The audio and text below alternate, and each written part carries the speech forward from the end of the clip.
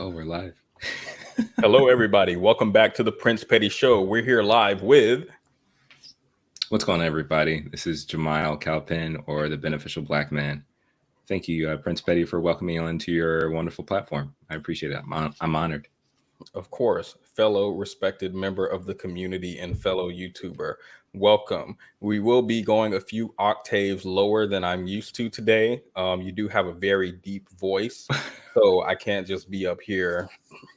I can't just be up here how I usually am. I, So, I think yeah, I let think me it's quickly fine. go through. Sh5N15 says, "What is this? You about to find out." I have to choose between Petty and my HOA meeting. I don't know what type of meetings go on at 7:30 p.m. for HOA, but I would leave. I would leave. Is that a housing? Does that stand for housing authority? Something? Yeah, So no, I'm not about to meet with these white people at 7:30. It's too late. it is kind of late for an HOA meeting. Welcome, Chrissy, Grace, Miss Audio, Alicia. Welcome, Alicia. So her name's Alicia, and your Mhm. name is Jamile. Correct. Okay, got it. Because I knew one was an I, and it's not Elisha, so that makes more sense. Got it. So today we're going to be discussing Future versus Russell Wilson, right? And the kind of dichotomy between these two, some similarities, some differences, and how I feel like their dynamic, as well as Sierra interacts with black men. So Mhm. before we do that, of course, we do have to get into some nigatry. Let me go ahead and pull up this slide. And you are required to comment on these, by the way. Oh, okay. Jamile, excuse me, was not provided these, No, so he doesn't know what we're about to watch. caught off guard. Hi. Hey, how you doing? How you doing? Agent Ratliff with Ocean Cares Diversity Affairs ID number 33712. And you are Mr. Coelho? I'm me. Okay, so I was coming out here to go over some complaints that were filed on behalf of your work performance. Occupational. These complaints were dating all the way. Hey, get back, man. Sir, I just wanted to see your notes. Yeah, you gotta get back. These are my notes. Okay, well, These complaints were filed dating all the way back since October of 2023. you need a letter from me. It don't matter. These complaints are totally anonymous, but I can read them That's off fine. to you verbatim. So you No, don't I'd know. rather have this And on who are you, letter. sir? One of my employees. Doesn't matter who he is. One of his You employees? have to write to me. It does matter. And it says right here, he comes into work every day with the same gray plaid button up with gray undershirt smelling like dirty gooch. I guess that's what you're wearing now. And you're Agent Ratliff. Yes, You have a sir. business He card? don't like black people. He raises the goal for the month 3 days before the first, so he doesn't have to pay out bonuses. Okay. All the air Thank you. I've around. heard enough. Time out. No, time out. He told us Juneteenth wasn't a real holiday. Let's talk about this Juneteenth. Why did you tell them that Juneteenth is not a holiday? No, time out. Do you know what Juneteenth is? It don't matter if you can call the police because I'm an authority figure. So that doesn't matter. Juneteenth commemorates the day that slaves were finally told that they are free after the slaves had already been free. The slaves in Texas were finally told that they're free. So how can you tell them that Juneteenth ain't a holiday? I know you're going to walk off. That's your problem now because you in there hiding some shit. You got that same goddamn ugly gray shit on that they said you were going to have on, talking about that's your employee. You finna work for him? You already doing what he telling you to do. You being a do boy.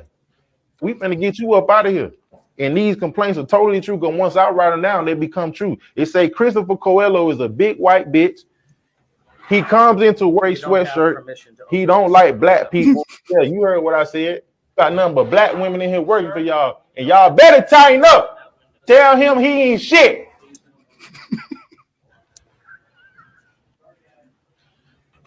Your ass look like the penguin from Batman. Leg lag. Your bitch ass. Jamile, explain. Explain. Yeah. I believe this gentleman has friends that work at this location, and they complain about their job often. And so he figured it is his duty to his fellow brothers and sisters to go and intervene in the situation to the best of his ability to help them have a better work environment by confronting their colonizer overlord of a boss. So it was community service. How do you feel about his performance? Do you think it could use improvement, or is it okay? I think eventually he got out of character. I'm sure he could have tried to stay more professional for a little bit longer, but eventually I think he's just like, F it. I don't like this man. So okay, I have no thoughts. So you have no thoughts. Wait. No, I don't have any thoughts at all. The next thing, we can watch this instead of what I was going to show. I think what I was going to show is too sad and probably requires a longer video for it. But it was a woman being accosted in Walmart. Oh no. And by loss prevention, and she broke down. So I don't want to watch that right now. We're gonna have to talk about it another day. Instead, we can watch this 15-second clip, and then we can get into our main topic. Okay. Oh.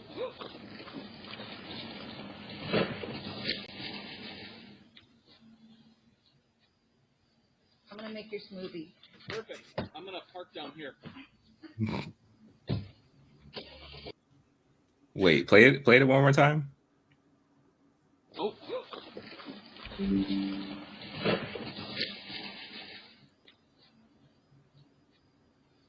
gonna make your smoothie. Perfect. I'm gonna park down here.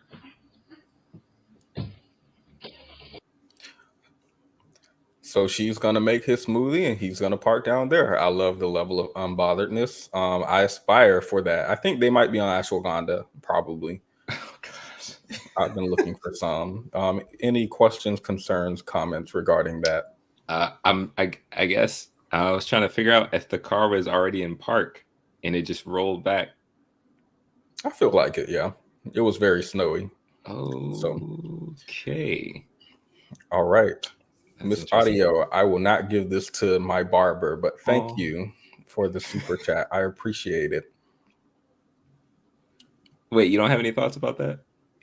I feel like they're on ashwagandha. I've been trying to get some ashwagandha because it just feels like it makes you unbothered. Like, oh my God, my mom just died. Well, time to go to work. Like, you just move on. You know what I mean? So I would love that. I would absolutely love that. Somebody said healthy communication in the comments. So, I mean, I like that. I feel like they're a healthy couple. They just looked at each other. She was like, well, I'll go make the coffee. I'll park the car down here. Got it. Teamwork makes the dream work, they say. All right. Thank you guys for sticking through that. Now let's get into the main topic. I'll play my intro and we can come back.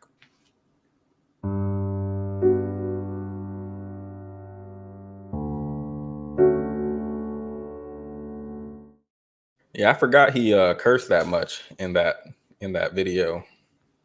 So hopefully that doesn't ruin the vibe. But you were saying privately that you actually agree with what Future is and represents. And I kind of disagreed with you on that part. And you kind of wanted to discuss that because I feel like Future, of course, is reprehensible. And Russell, I don't know anything currently that he's involved in that I would consider negative.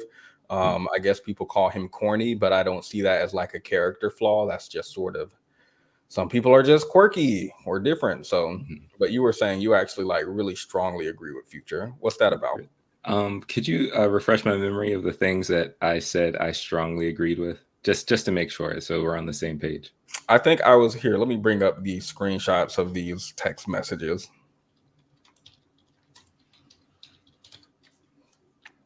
If you're okay with that, of course. Sure, absolutely.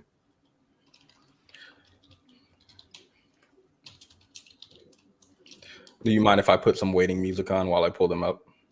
Oh, no, it's perfect. Yeah, waiting music is good.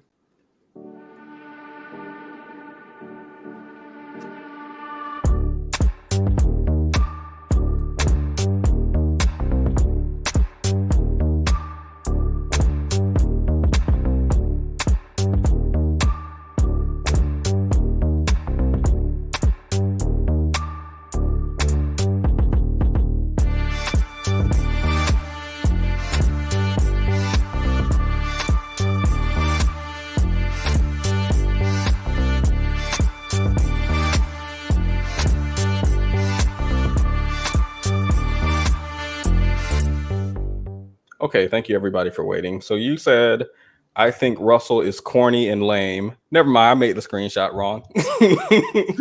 All of them are on my side. Yeah, I was supposed to put them on your side.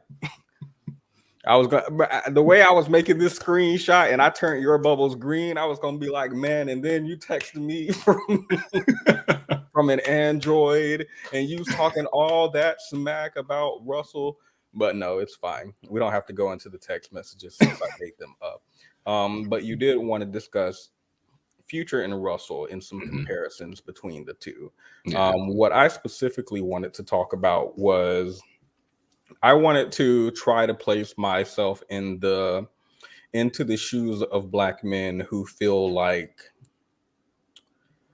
I guess this is more about Sierra, but who feels like Sierra does not deserve a Russell, or that Russell is Russell's a lick for dating her, or he's dumb for dating her, or he's dating down. And then of course there are people who legitimately do feel like Future is a better person than Russell. I'm not sure how, but what I'm trying to do is step into that framework that they work from and try to understand. And I was hoping you could help me do that. Any thoughts so far? Oh no, absolutely. And I think it's interesting hearing especially over the past couple of years, hearing the discussion from really both sides. So one side being Black men and the other side being Black women who have their opinion too about Future, Russell, and Russell and Sierra and their relationship. And it, to me, it's just kind of so strange that, like you mentioned, Sierra seems to be the main point of issue, you know, because if Sierra wasn't with Russell Wilson, I don't think anybody would really care about Russell in this discussion. Like if it was another famous athlete that, you know, was kind or nice, you could just replace Russell Wilson with that person, you know. But it's just really, really interesting to see how strong the divide is. Like some Black men are so upset about their relationship, while on the other side, there are Black women who long for that kind of relationship, who hold it up as quote unquote like relationship goals. And it's just such a divide centered on the happiness of two people. It's just wild. So let me take this into pieces. First, there's a claim that Russell Wilson is corny. Do you believe Russell Wilson is corny? Sure. Wow. Okay, I wasn't expecting. And I mean, no. I mean, I think I don't think there's anything wrong with corny. I feel like I'm corny at times. Like it's all relative depending on who you're asking and what standard you're basing it off of. Like in essence, in some people's eyes, Russell Wilson is a celebrity star athlete that makes ridiculous amount of money playing sports. You know, like if you're coming from the perspective of an athlete, there may not be anything corny about him because he's successful and excellent at what he does. But if you're comparing him to a Future or comparing him to somebody that has more celebrity appeal, yeah, he might come off as corny because he doesn't do things that seem degenerate or doesn't do things that are very, I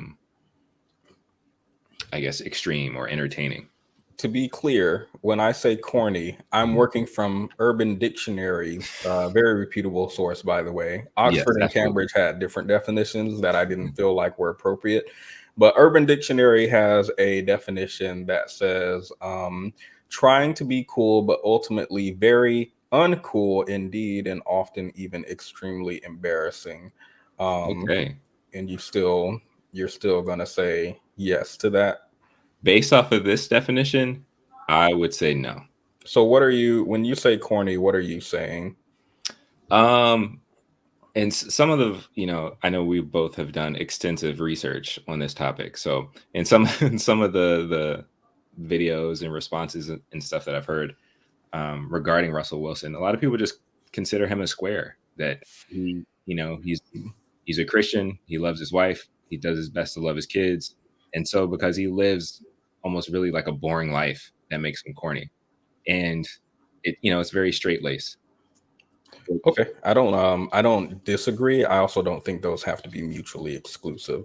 I would say yes to both. I do think Russell Wilson is corny, and I don't think that changes.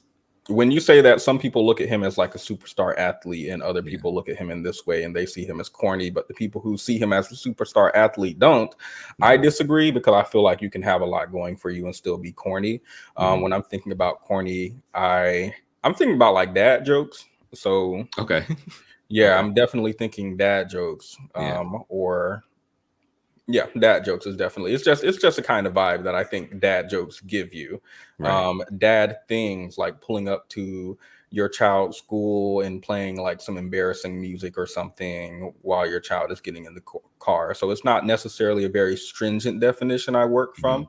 I think it's just kind of a vibe, right? Okay. A vibe. Got you. A vibe. A corny Anywho. vibe. Got you.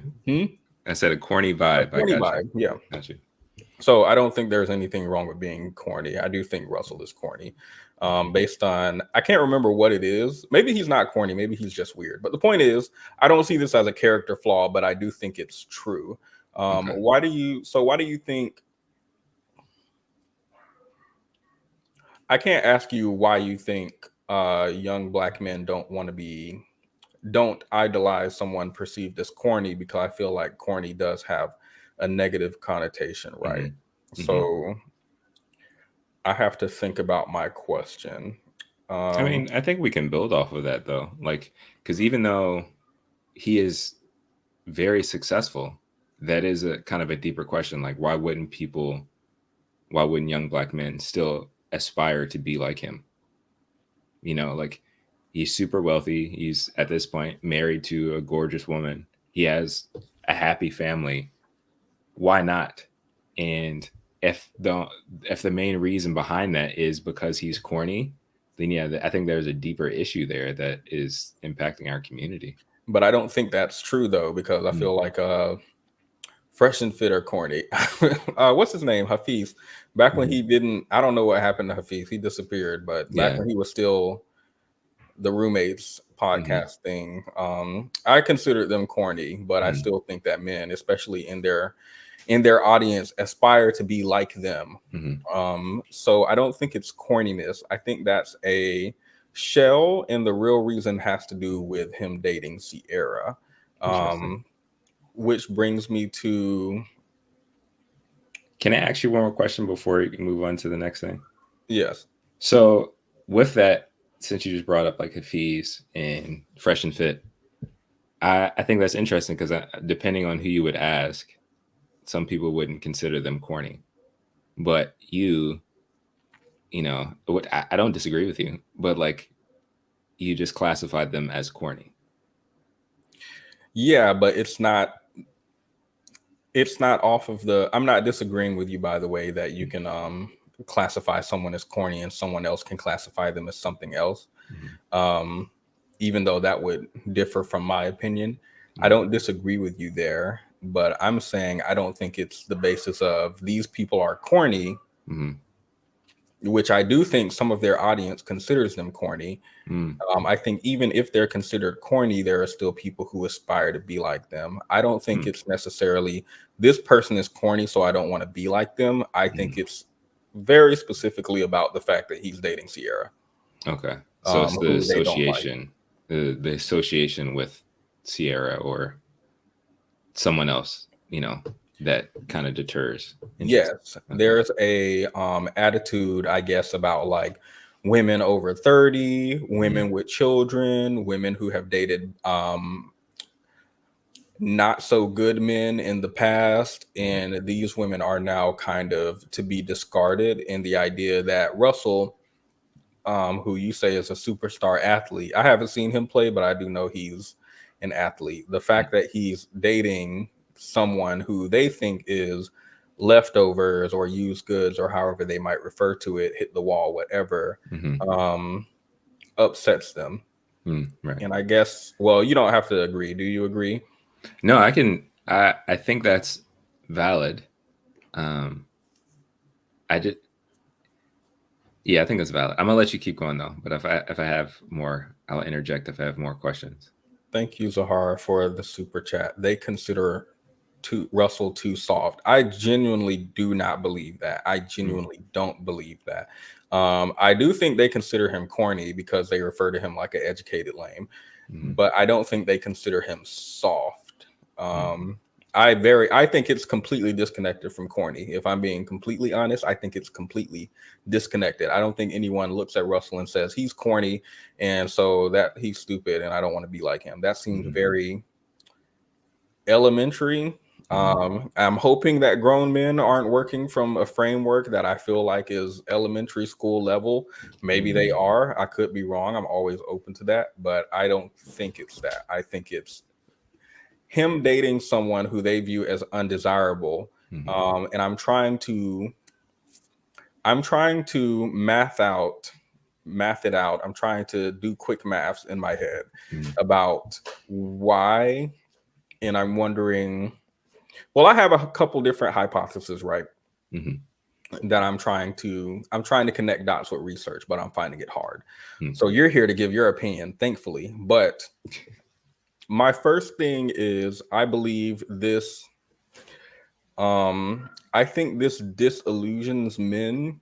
I think a lot of men have a certain idea about women. Like I said, they're referring to women like Sierra as if in very derogatory ways, like you've hit the wall, you're used goods. They say single moms are no good for relationships, but for fun, it's okay, right? So they're referring to these women in a very derogatory way, and they have a certain worldview. And, you know, if we're thinking maybe traditionally, maybe this is true. Maybe women over this age are leftovers. I think there's even, let me see. I think I'm even looking into, what is it called? I forgot what it's called, but there's also a phenomenon in like China and in Asian countries called the leftover woman. It's not called the leftover woman, but I forgot what they named it exactly. As I Google it, 1 second. I got to get up to speed in my terminology. I literally just looked this up recently. Hey man, it happens. It's okay. It's all good.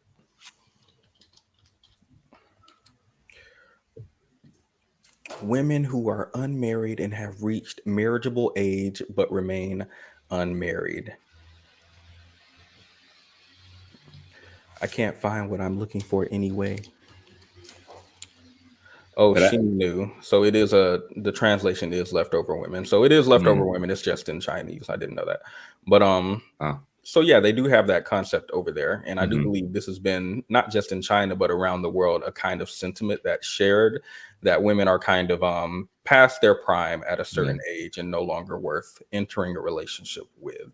And as we know from the Psychology Today article, as well as follow-up research regarding lonely single men and the reasons why they might be lonely and single, a lot of men are clinging to this type of traditional worldviews, traditional ideas of masculinity, patriarchy, clinging to a lot of things that ain't nobody got time for in 2024, right? And to see Sierra defying their worldview and to see Russell defying their worldview, right? Because what do they say? You're used up. No man would want you. Why are you seeking a man with a good income or with a stable something education, all this stuff? Yeah. When you have a baby by deadbeat, no man is going to want you in this income bracket, and no man who's has his right wits about him is going to want you anymore. So you have to settle and blah, blah, blah. These are like a lot of different things that they say mixed in one, not necessarily just one complete thought, but kind of all of these things mixed together, I think, create a worldview. And for these people to be defying that, for Russell to be, like you said, a superstar football player, a good dad to his children, all of them, not just the one he sired. Yeah, just handsome and wealthy. I don't know if he's considered good looking, but handsome at least. Feel like handsome is a grandma compliment, but you know, I'll give it to him. Yeah. So the fact that he's defying their worldview is like shattering their brain or something. Mm-hmm. I don't know. No, I can agree with it. This is like my first theory, but if you have any differing thoughts, or if you share them, you can give your piece as well. No, yeah, I mean, I definitely agree with you that one, if that is the current traditional understanding of like, okay, as men, we have this rules that we're supposed to be following. So we're not supposed to date women who are a certain age, who have this amount of children, who do this or do that or whatever. So it puts you in a bind, even though, like you mentioned with the Psychology Today article, there are men who are lonely and suffering from loneliness who actually have a desire for relationships. But you have this framework where, okay, I can't choose any woman that has any of these things. So now my options are very slim. And it becomes problematic when you're like needing the approval of other men to say, oh, you're doing a good job, you know, because if the real desire was like, hey, I want all my brothers, all my friends to just be happy, go and be with whoever you want to be with. It doesn't matter if they're older than you. It doesn't matter how old they are. It doesn't matter how many kids they are. If you are in a healthy and happy relationship, go for it.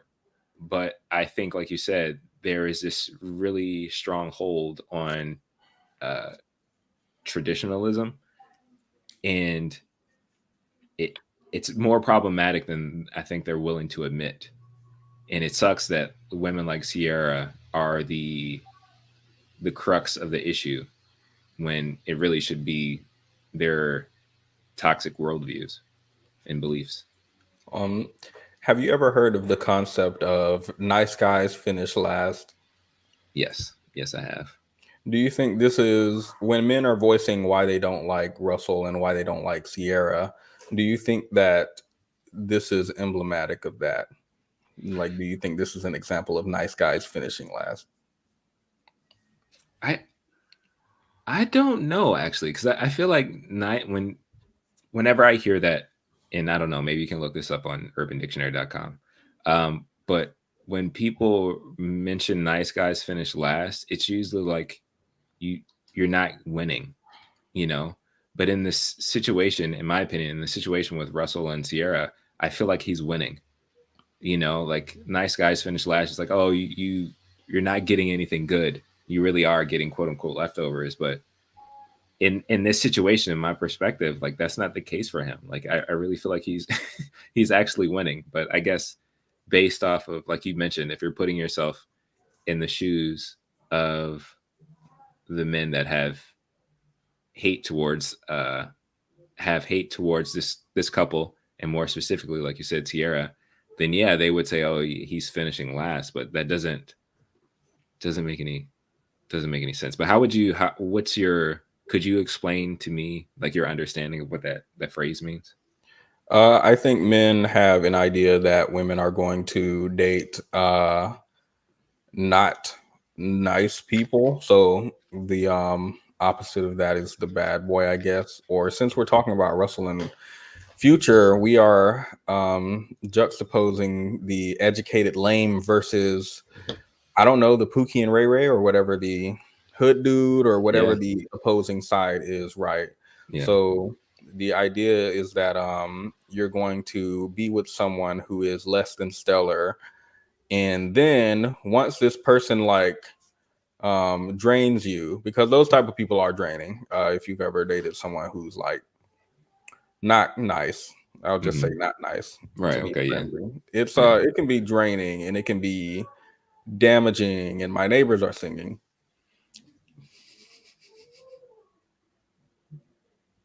Do you hear that? I do a little bit. It's not distracting. Yeah, because you're not in here. But yeah, I think they have this idea that people will be, and you don't believe that's true though. You don't believe that, just in general, even if you believe that Sierra is a catch and she's amazing, which I agree with you. And I also reject the notion of leftovers and all this stuff as well. Yeah. But that aside, you don't think there's any truth to the idea that women might be dating bad boys in their youth, And then once they are grown, now they are looking for a nice guy. You reject that premise.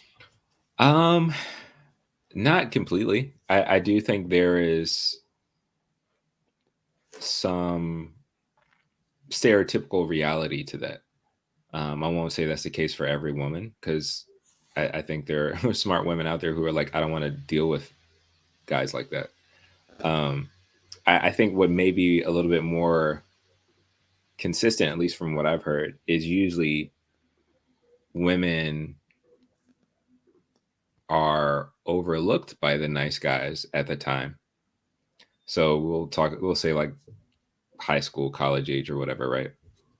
So you'll have a young lady who's interested in a guy who's a nice guy or whatever, but because he doesn't look like, for the sake of this example, because she doesn't look like a Sierra at the moment, the nice guy will overlook her.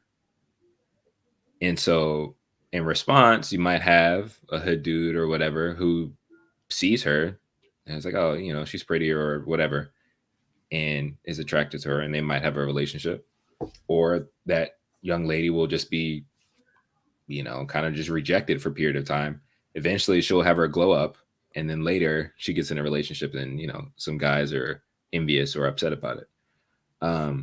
But I do think there can be times where it's like, oh, say a guy is like a geek or a lame or corny in high school or whatever.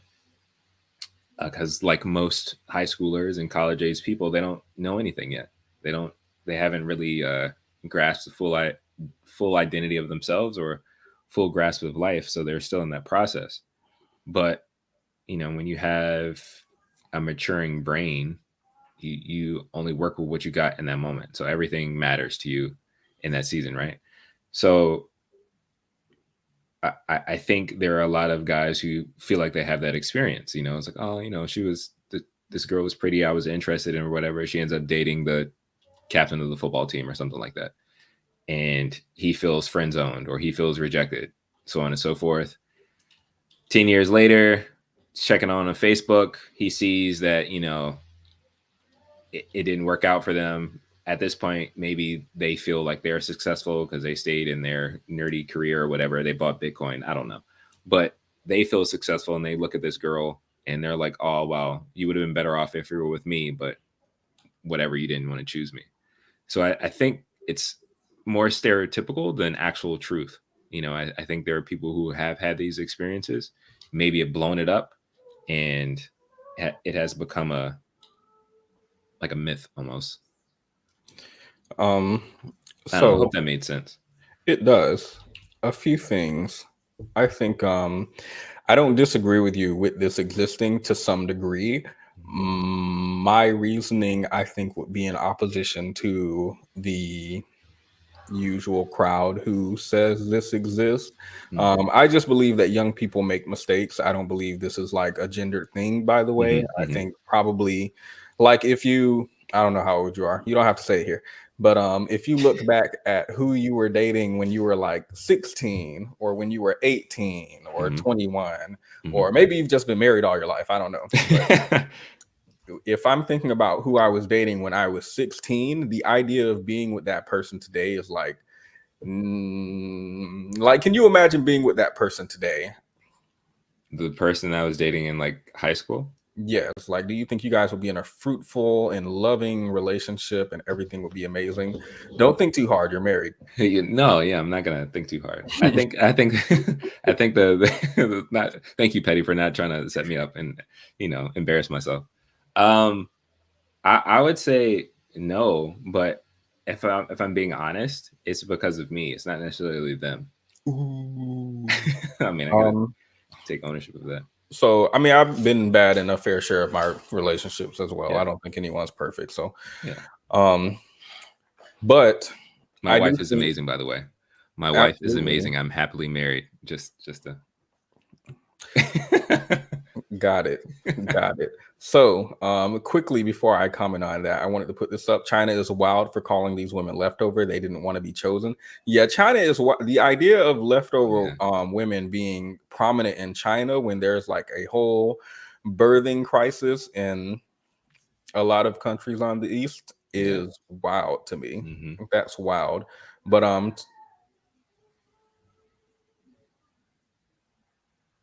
to follow up on that, sorry. Are they still singing, or is it absolutely okay? all night Oh, for sorry. another 2 hours at least. All right, we can do it. So to go back, let me see. The person who I was dating when I was 18 is very atrocious. And if we were together, it would be terrible. And even some of the people who I dated when I was younger who aren't bad, like we would not be good in a relationship together, right? There's such thing as irreconcilable differences, even when you're not like toxic with each other. So the idea that I made mistakes in who I chose when I was younger feels human to me. That feels like something that children do. That feels like something that even legal adults do, especially when they're on the younger side of adulthood. So this just feels like something you can't avoid. And I'm saying this for people who grew up with like bad role models in the house, or even people who grew up with good parents. Like, I feel like my parents were very good as far as setting an example. Take your time. Setting you just all heard that. Setting an example of what good relationship looks like, as well as instilling in me good advice for who I should seek. I still chose very ghetto and ratchet people. I don't know why I was in the very ghetto and ratchet people when I was younger. That was my thing, though. I really loved it. I liked it. My ex stabbed me in the stomach. I have a scar. I can show you. I can send you a message. I literally have a scar. I got a cover up tattoo. I loved it. I love being in these relationships. I don't know why. I don't think young people make mistakes to that degree, but I do think young people pick terribly. And then, like, even when the person's being bad to them, they might stay longer than they need to. Even in a relationship where they're not like being threatened if they are going to leave. I just think this is something young people do. My parents gave me great advice, told me what I should seek, and all of it was very good advice that I would give my child. And I ignored it because I'm 16 and I know what I want. What are you talking about? I'm grown. At what point did you realize that the person that you were with, like, is that like, because you said atrocious earlier, which is a strong word for a person, is that in hindsight now, like where Petty is now, or was it like 3 months after that relationship ended that you're like, oh wow? There's some hindsight, but there's also some welcome True Mystique. There's also some I feel like even when you're a child, you know some stuff. Children obviously don't have the same capacity as adults, and even younger adults might not have the capacity as older adults. But when you're young, you still know. I feel like you still know when you're being treated bad, like when something feels bad, you know, to some degree. I just think when you're younger, you have a higher likelihood to stay in that relationship. You might be like, I can fix this. Maybe it was something on my part, and like you're a lot more. I think you have a lot more leeway. And then when you're like 35, it's like, okay, this is a red flag. I'm not about to do this. I've already done this in the past. I've tried to fix it for month after month and it turns this way. Or this person said, you know, I don't usually date black people, but you know, you are different and it's not going to turn out. I don't have time to do this in my 30s. Right. So I do think partially it's being young and stupid and not knowing and making mistakes. And then I think it's also knowing, but being a lot more malleable in your youth and a lot more, what's the word? Allowing more. I don't know what the word is right now. Permitting more, something more, but just giving more leeway for another person to do you wrong that you don't do if you're older. I hope people aren't in their 30s and 40s dating toxic people, right? I mean, they are, but I do think generally it's different. Like I think the same person will accept less if they're accept less bad things if they're 30 than they will, assuming they're not grasping for a relationship, which I have seen some people do. But like, assuming they're not grabbing somebody's pant leg and begging them, I assume that they will have higher standards generally. So that's I'm curious though, because when you say that, like that, you know, looking back on that relationship, right? You're talking about the stabbing specifically. Yes. That okay, yeah. Let's talk about her. Sure. Yeah, because I mean, I'm You're- assuming that's the person that you considered atrocious, right? no, Oh, so okay. Well, I think she just had mental health issues or blackouts or something. okay. Yeah. Okay. So, okay. Hold Yeah, on. man. Look, I'm in therapy. I got stuff to work on. I mean, We're that's good. figuring out stuff I and support it. why and where and who and what and when. We're figuring Hey, out I stuff. supported Black men in therapy. That's we need it. We need it. I watched your video. I loved it. Oh, Yes, thank Black you. men in therapy. We support that. Yeah, absolutely. But you're asking at what point do I know that this is like bad or this is a bad person or what's your Yeah, question, I guess? yeah, because like, because I'm trying to think of like high school version of petty. So if you because you mentioned, you said you knew you were given enough wisdom by your parents to be able to like identify, okay, this person would be actually more of a beneficial person to be with, but you chose against it, right? Yeah, I think yeah. Okay. And so I'm trying to, I guess I'm curious because that seems to be the case for a lot of like, Don't look at that comment. but okay, so even if we take that, right, that comment, I guess it's interesting that in itself seems to just be part of the growing process. And if that is the case, like you said a little bit earlier, like we all go through that. Why is there so much pushback when that just seems to be the norm of life? So, like earlier you mentioned that one of the reasons that a lot of people have issues with Sierra and Russell Wilson, and this is something I heard in, in a couple of YouTube videos, or people having commentaries about this, it's kind of like main reason that men are upset about Sierra is that they're upset that a woman like Sierra didn't pick the good guy first. And, but only after their prime, kind of like you were saying, like after they hit the wall and did all this stuff, that's when they want to be in a relationship. But if everybody is going through this process of not knowing, why isn't there grace for that? Because even for yourself, you should have grace, and I think you do that. You went through situations that may not have been ideal, but you were also young. And, as I didn't catch the name of who left that comment, but yeah, I think for some people, toxic is fun or at least tolerable. Maybe for some, yep. Thank you, Pandendex, for that. For some people, I think toxic is fun. For other people, I don't think they realize that it's toxic yet. So, like, even for yourself, I think in hindsight, you're like, oh, well, there were a lot of red flags or this or that or whatever.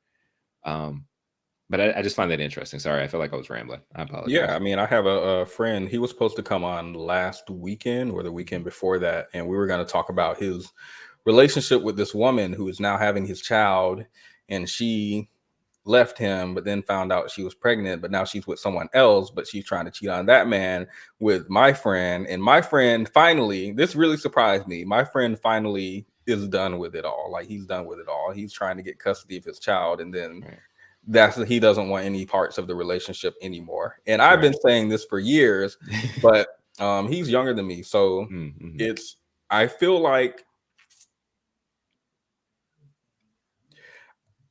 I agree with you. It does come with age and I guess maturity and even just being tired. Like it was tiring to do over and over again every year. But it does come with age. The reason I think that men are unwilling to, I think it's more difficult to critique yourself than it is to critique others. It's more difficult to look in the mirror. And I mean this in like every aspect, like even playing a video game. I feel like if you're on the losing team, you might blame your teammates. If you're at work and something's going wrong, it's Brenda at the front desk don't know how to pick up calls. And if she would have sent it to me on time and my coworkers don't do anything. And I like, it's very easy to critique others. It's not as easy to critique yourself. I think it's not as easy to look at yourself in the mirror. I don't know why. I could probably do research on that. I mean, I think self-reflection is definitely a skill, and I know that we have like a a plan of where we're supposed to be going in the conversation, but I think self-reflection is definitely a skill, and I sadly I do think that's a skill that a lot of young men don't have. I would say men in general don't have. I agree with you that it's a lot easier to blame other people, like even in the online quote unquote gender war conversations and the manosphere stuff, it's always pointing the finger at women, particularly black women, rather than actually taking some time to have self-awareness, self-reflection, and own personal accountability. I think if you don't learn that skill, if you don't learn the importance of the impacts of your behavior, of your thoughts, and all that stuff, like actually understanding that as a human being, I have a responsibility to my community and I have a responsibility with the things that I do, you'll never like take into consideration that, oh, maybe I'm the problem. Maybe I need to actually address some issues. But I think, again, that's an important part of therapy. You need, you need to have somebody come and like, Yes. let me point out some stuff to you. And even when it's not necessarily you being a problem, right? Mm-hmm. If a man is unable to do self-reflection Mm-hmm. when he's looking at women broadly, or even a specific woman, since we're Mm-hmm. talking about Sierra, Yeah. he's looking from a lens of a person who has not done anything wrong. Mm-hmm. So I've done self-reflection. If I see my friend got someone pregnant, and I feel like the past me would have chosen different words. The past me would have chose different words. To be honest, current me would choose different words than the words I said, but they will remain in my head. Right. But if I had a child, that might be different. Also, I'm getting older, so I got to remember these aren't like teenage pregnancies. These people are grown. Yeah. I forgot we're growing up now. So, Yeah. But if I've struggled with something, like my friend has struggled with depression, I think he struggled with drug addiction. I forgot what it was. He struggled with a couple of different things, and if I struggle with those same things in my life and I'm able to self-reflect on them, it makes it easier for me to sympathize with him. It makes it easier for me to say you should get some help, and this is an avenue that you can work through. It makes it easy for me to have emotion for him and see him as human, instead of like, oh, you're a druggie, Right. and you need to use protection and blah blah blah blah blah, which I believe. But it's just easier for me to look at someone as a human who makes mistakes if I'm able to reflect on mistakes I've made myself. And Absolutely. I don't believe, like you said, men generally reflect on mistakes they made themselves. Why? I don't know. So when you're looking from a lens of perfection on your part, and you're looking at women who are flawed, everyone is flawed, but you're not you, because you haven't done the reflection to know that. Yeah. And I would also, I don't know if I would combine this, because I haven't done the studying needed to combine these two concepts. But I also know people generally tend to comment on negative things, not positive things. I forget where I read this. I think it had to do with reviewing restaurants, for example, or something, but it was able to be brought in. So if you have a negative experience, you're more likely to speak out about that as opposed to positive, which maybe is why we look on TikTok and see, who the F did I marry part 65, instead of I married someone who's very cool and everything's perfect and nothing bad happens. So I just believe that exasperates the issue. No, I agree. I think there's a level of cynicism that exists in our current day and generation. So like the idea of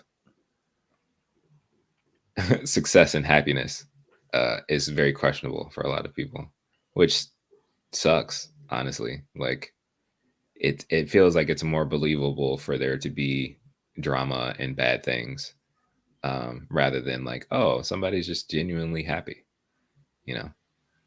But sorry, continue. Yes. So I'll move on. So my first point, obviously, is young people make mistakes. My second point is that bad men are good at lying. I don't think people give enough credit to, what is it called? Not a beard, the face that you can put on when you're dating, particularly for men. Because when we look at male dating advice, it seems like how to manipulate and lie to women, or how to be dishonest. Like, don't bring up your income. If say you're a custodial engineer, don't say you're a janitor. It's all about, it feels like you're embellishing. Embellishing yourself a little bit to get what you want, because most of it seems evolved from pickup artistry, which is very sex related. And then once you've gotten that, then you can drop the facade, right? So from the quote unquote nice guy, the good man looking at these bad men getting all these women, supposedly, it is these women just like bad boys, and their thought ends there. I don't think they actually think about the nuance of, like, a bad person can lie to someone or misrepresent themselves, or even the idea that a lot of women know a rapist, but a lot of men in their friend groups don't know a rapist. Like, the idea that you see this guy as bad and he presents himself as a different way to a woman is very real. Usually I would say it's in reverse. Usually he's very cool in your friend group, and then once he's around his lady, that can be a different story. But I do think it can happen in reverse. So I think that's my second point. Bad men are good at lying, and I don't think men generally think about that when they are kind of demonizing women for picking these men and devaluing them because of that. Yeah, I don't necessarily disagree with that. I think to add to that or broaden it, I think as a man, it sucks to say it, but I think men in general are good at lying, whether they're nice or bad or whatever. And I think that's the that's the uncomfortable part, because like in situations like that, you can have nice guys who are also good at lying, but because they feel like they are nice or good, it gives them the pass to do it, compared to like if somebody is clearly flawed or bad and they're lying, then it's like, no, it you can't work that way. But you have these bad men who are, I guess, comfortable and confident in their badness. They own it. But then you have some nice guys, not all men, but I'm just going to stick with the majority. That's my perspective. The majority of men,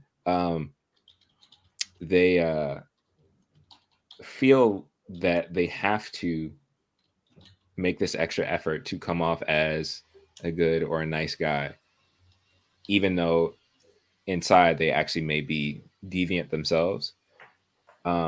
But since they are holding up this facade, they're holding up this mask, when it doesn't work, they get upset when somebody else is just owning their ish and like boldly can proclaiming like, yeah, I'm a trash guy and I'm gonna get this girl, and it is what it is. And so it's kind of like, if you're trying to be a scammer and you see somebody else is scamming better than you get upset about it. And I think, again, that a lot of that stems from the lack of self-reflection, because I think that's for me, that's one of the reasons why I have an issue with that good guy, nice guy title, because it can be that in itself can be a lie. It can be covert. I do remember reading, since Rose Quartz brought this up and we're on the subject of men lying, I do remember there was a study by Harvard that showed, at least in job interviews, I think men were, number one, likely to apply for jobs they weren't qualified for. I'm unsure if this is the same study that was talking about lying on a resume or during a job interview. But even if it's not, I definitely think this is a form of lying if you're applying for jobs and these people are assuming you're qualified and you come to the interview and you're not. And they were much more likely than women to do that. So look, I'm gonna make some kind of connection there. That's what I'm gonna do. I think it's a good connection. Thank you for the comment, Rose Quartz. So I will move on to my third. I only have 4 points, by the way. I'll move on to my third point, which is that nice guys are not actually nice. They're also bad men, usually in disguise. And I might use an analogy of some of my, let me see. how to phrase this. I know people who would like racists to be upfront and very blunt, and they are not. They prefer that as opposed to like subtle microaggression, wishy-washiness, where you have to guess and like, is this really, or are they just saying that, or was that racist, or what did they mean by it, right? And then this person come over and call you an N-word, and you're like, oh, okay. Right. So I do think that I'm just making this analogy to look at nice guys versus bad men, right? Yeah. I do think that people who are calling themselves a nice guy aren't generally nice, and I think they're just in disguise. And usually it's not even it's a thin veil, right? Because we hear about the friend zone and guys in the friend zone, and the idea that women might go to them with a problem, right? Because they're dating, and you would go to your friend for a problem, and these men get cold or they start shaming. So it's not even like it's nice until like I disagree with you on something, or nice until you say something I don't like, right? So I think that there are actually bad men in disguise, and it's not even like a good disguise. It's like a Walmart. So Walmart. That's my third. If you have anything to add to that. No, I again, I agree. And I think earlier you mentioned,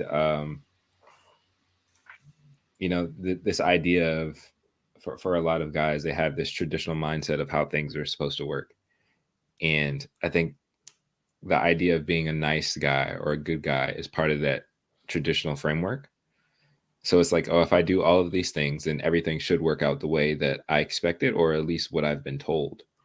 And I think what we're seeing, like in the past few years, and I would say really since like 2020, that mask that you were talking about, that Walmart mask, is falling apart. Like the society is not allowing it to exist, because one, people have the opportunity, particularly women, have the opportunity to speak out against all of these facades, and it's really ruffling feathers of men who have been trying to hold on to this methodology that they thought and believed worked.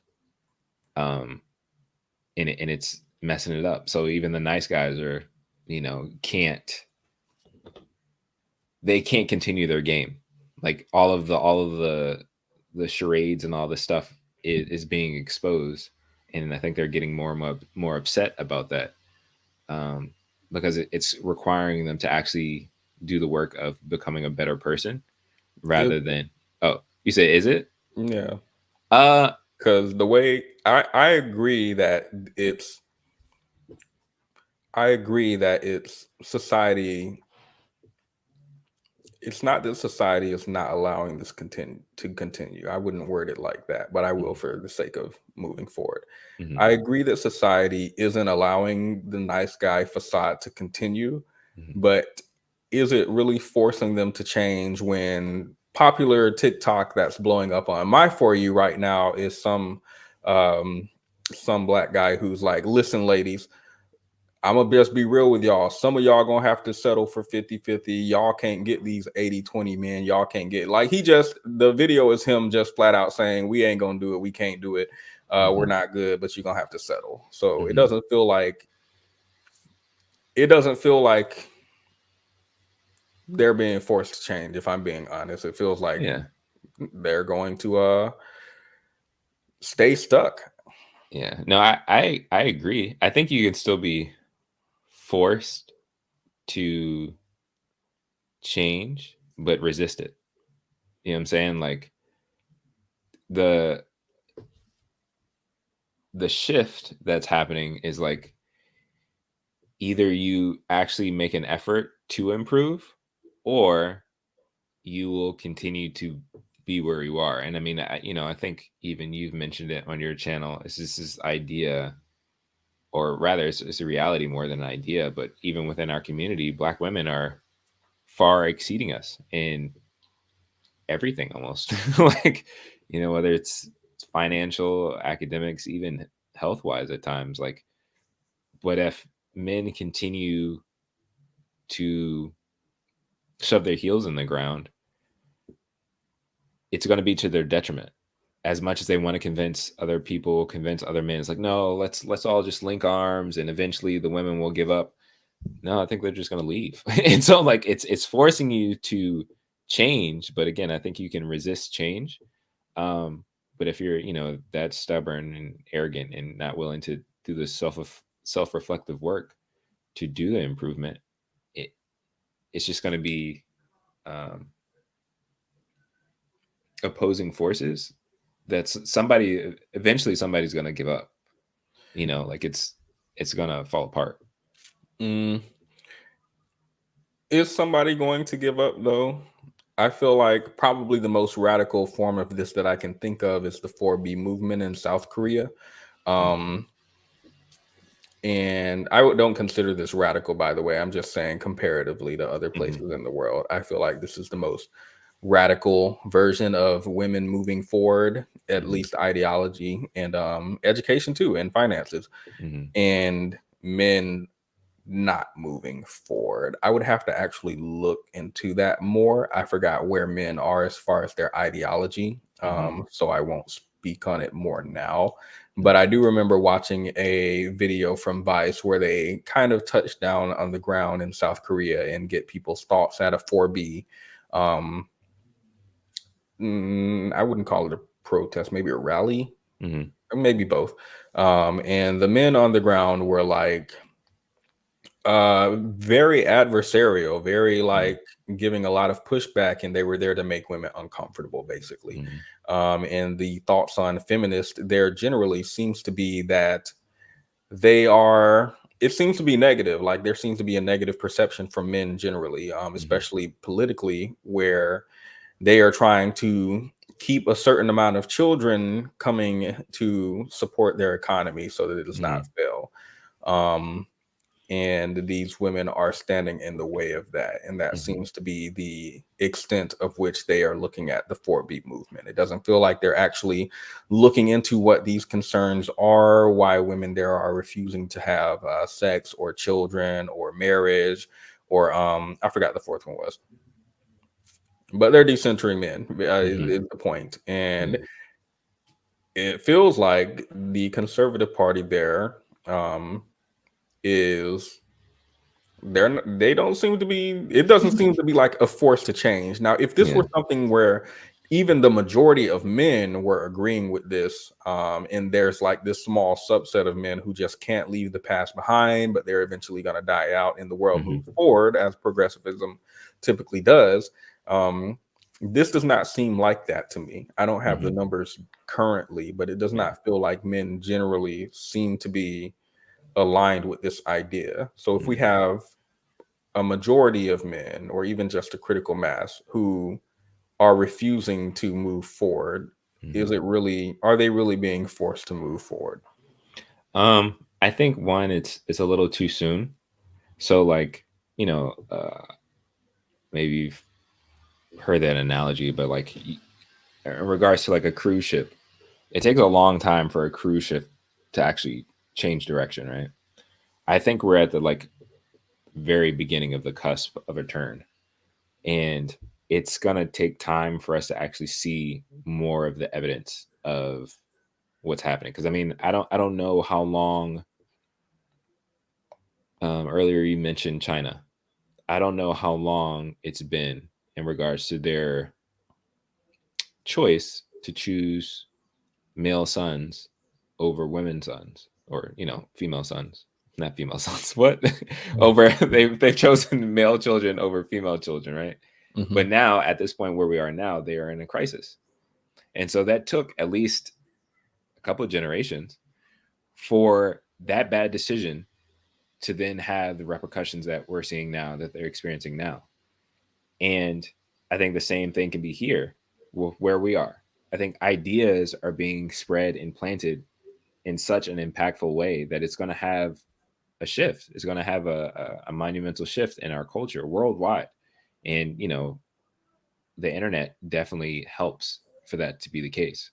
Because it would be different if this was only happening in, say, like the East Coast of the United States. No, women are fed up everywhere. Like it's an issue everywhere, every country. Like I don't black, white, Asian, it doesn't matter. Like it's such a huge issue that I think as time goes on, as younger generations hear it, even younger women who are being exposed to this stuff because of TikTok and whatever, those ideas are going to start getting planted. They are being planted, and in due time they will bloom. You know, they will take root and they will sprout, and it's going to have an impact. And I think as much as men are complaining right now, I think we're going to get to a place where it's going to be like, oh wow, I wish I made an effort back then to make changes. And I feel like it's very far and few between men who are actually like aware of it, who are like, some strange happening. I think I need to go. I need to go to therapy. I need to work on my emotional intelligence. Because the thing is, it's like it's not only relationships; it's also economically. You know, I've read a few articles, you know, in various industries, professionally, that having emotional intelligence, being able to communicate with people, is becoming one of the top tier skills necessary to thrive in business. And if that's something that men continue to overlook, relationship wise and even professionally, it's gonna be too late at some point. Like Chat GPT is not gonna help you be a better person. You know what I'm saying? Like there's other stuff that we can't hide behind technology with, and it's just not gonna work. I don't know. That's just my thought. So I don't know how you look at globally, and the way that I'm doing it could be rudimentary. So I'll add that caveat there, or disclaimer there. But I think of it as, I agree with you insofar as women are fed up around the world. But when I look at certain countries or even continents, let's do continents since there's only 7. There's still only 7, right? I don't know if anything. Yeah, there's 7. Changed. I mean, 6 only really matter. I don't know if anything. I know Pluto is not. Anyway, Pluto's not a continent anymore. At least that much as we know. Yeah. But heartbreaking. Yeah, I think of some areas in the world as further along in this conversation and fighting this fight for longer and further ahead. And then some are in the middle. Maybe Asia's far ahead. Maybe Europe is a good average. Maybe the United States is a little behind Europe. Maybe Africa is very far behind. Antarctica, nobody's there. So when I look at the places that I consider further ahead, and maybe I could be wrong because I do need to do more research into this area.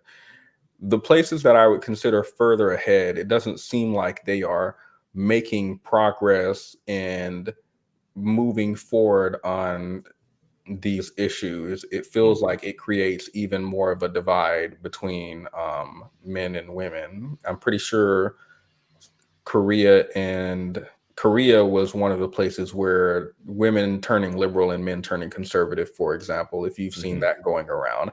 I'm pretty sure they were one of the ones with the starkest contrast between the two, and they're one of the countries that I would consider more radical as far as feminism. And so I'm still holding to my belief that this doesn't seem like something that men are going to be forced to do. It feels like something that should be done but won't be. And what happens when this divide comes, in my mind, is men are going to get more violent and they're going to start taking people's rights away because they're already legislating stuff over in some Asian countries, according to what I'm looking at. And not all the stuff was bad, right? Like there was one I forgot this man's name, but he was the leader of China, maybe prime minister. I don't feel like they have prime minister. I don't know what he was, but he was like a political leader in China. And he was, again, birth rate is declining and everybody's worried about this. And he was implementing programs, for example, where a woman with a single mother with X amount of kids would get a certain amount of government assistance to make her more able to be leisurely and comfortable And then he extended that to married women as well, so that they could have subsidies for having children. And I know y'all know about that Corona check, which I feel like definitely was better if you have more children, but I don't know because I don't have any. So, or taxes, right? Well, I wouldn't call taxes incentive to have children, but again, over in China, they were looking at these type of programs to put in place. But what happens in countries where they don't look into that? What if they look into other ways, like reversing Roe v. Wade, and kind of look, young people who make mistakes, who tend to be the people who are unwed mothers, tend to be a lot younger, for example. They don't get to make mistakes anymore without severe consequences to that. There's a lot of agency taken away, and I believe that would actually be the future. But if you disagree, you disagree. If you don't, you don't. I'm not saying. No, I mean, I think one, it's because I agree with you. I think one, again, it's still too soon to really know what's going to happen, because I agree with you. Like that, the idea is like, well, if you withhold something for so long, people will, turn to aggression and violence and things like that. I think the tricky part is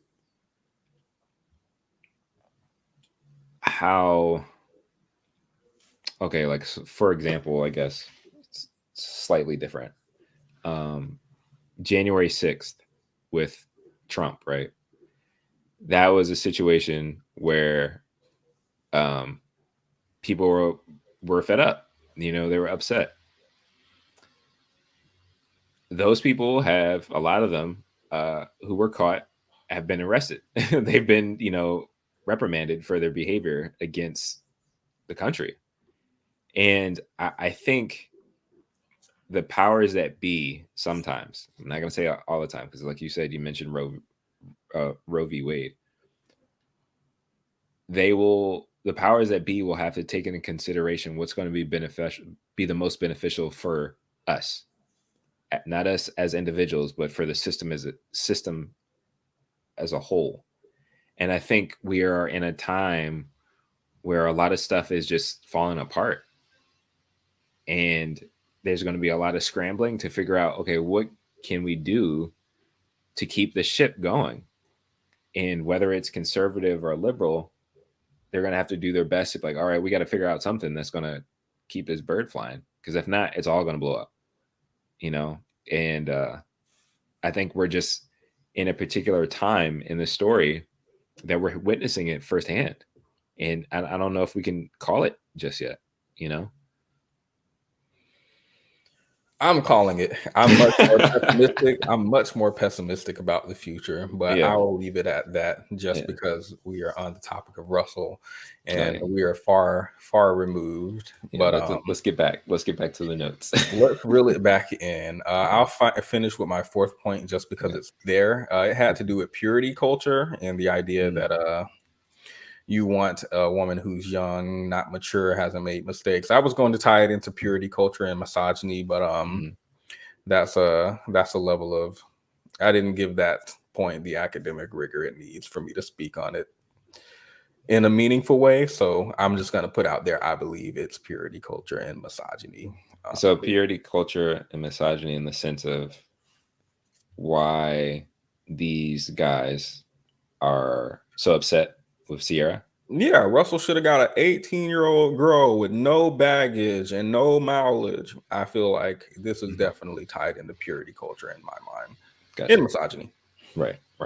Okay. So that's all I have on that. I don't have like a well thought out point there. I just think it's tied into that. That's what I'm saying. No, yeah. I think that's valid. Like, again, there are, like you said initially, there are these traditional thoughts and these traditional beliefs that really pigeonhole a lot of men into how they can build their own future or their own destiny. So it's like, well, because Fresh and Fit, or because KS or Andrew Tate or whatever, these individuals that I look up to, because they have given me this rubric of what success looks like, I can't deviate from it. because as soon as I do, I'll get clowned. I will be insulted, which I think even ties to which I find interesting, but ties to the reason why a lot of, I guess, young men don't look up to Russell Wilson as like a role model, which prior to Sierra, and I mean, we have some notes, but prior to Sierra, I think he was fitting in with the stereotypical black athlete model. But I mean, we can get to that a little bit later as we're going through this slideshow. No, you can finish. I just put it on the screen because you said we have some notes, and I don't want this PowerPoint to go unused. Yeah, I mean, I think that this helps. Yeah, let's just go through this because my point is brought up again in this. Future versus Russell. What's the big deal?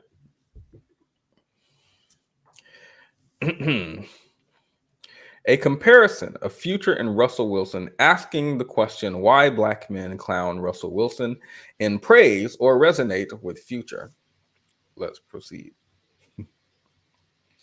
First, we will start with similarities and differences. Money and success. Future has a net worth of 50 million. Really? Yeah. Future still rap? Like, is he current? Yeah, I mean, he still goes on tours. Cool. I think he does work on projects and stuff like that. And like later, well, part of this, the other ways that he makes his money is, of course, tours and things like that. But he also has like various business deals and like endorsements, like I think with Nike, Rolex, and some other companies. So he has other streams of income. But I think his major source of income is related to his rap career or his music career. All right. I love that. So he has a $50 million net worth, and his profession is rapper, singer, songwriter, music artist. Oh, he was born in Atlanta. He's 40? Yeah. Wait, what? Why do you have that response?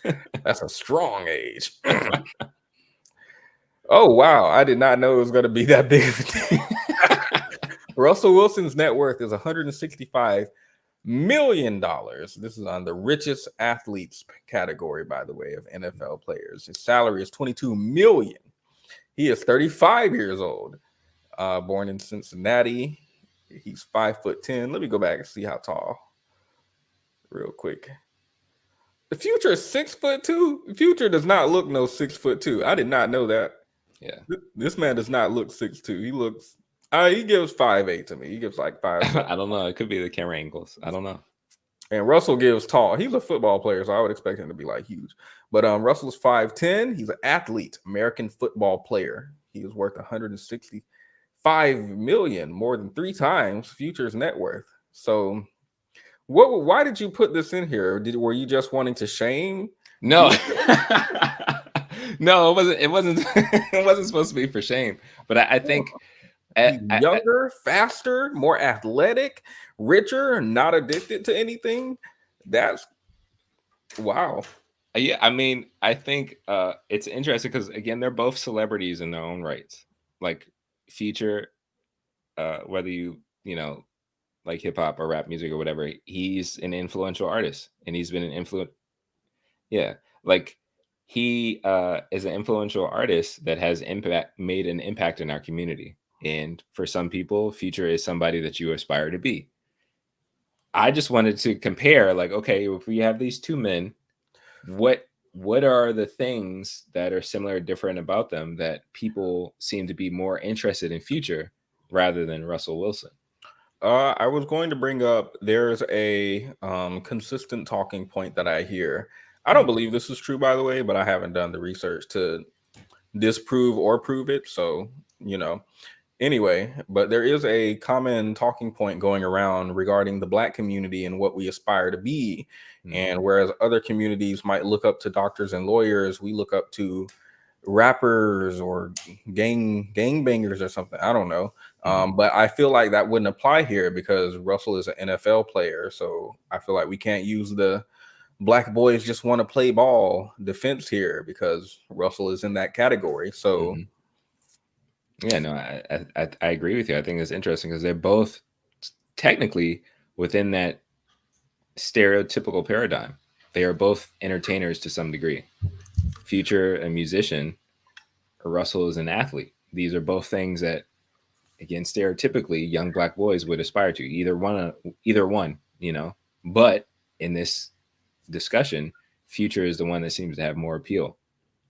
Maybe it's so. I'll yield a little bit on the corny thing. I do think it could be some corniness insofar as I believe if you're younger, Future looks cooler. Like at a surface level, I think Future looks cooler from a young person. Like when you see Russell with his wife and kids taking family photos, I don't think boys will look up to this generally and be like, oh my God, that's super cool. I want to be like that. I think they're going to look at the man with nice cars and doing nice things. And they're going to aspire after that instead. So I will yield a little bit on that. But I'm still going to hold that the backlash at least has to do more with Sierra. But I do agree that might be why they look up to Future more. So I'll yield there. Now let's look at their upbringing in early life.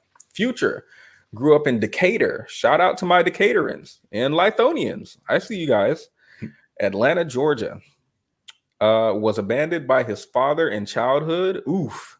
And then raised by his mother and extended family. Shout out to mothers and extended families. Research came out that showed that single moms apparently are doing less work and have more leisure time than married moms.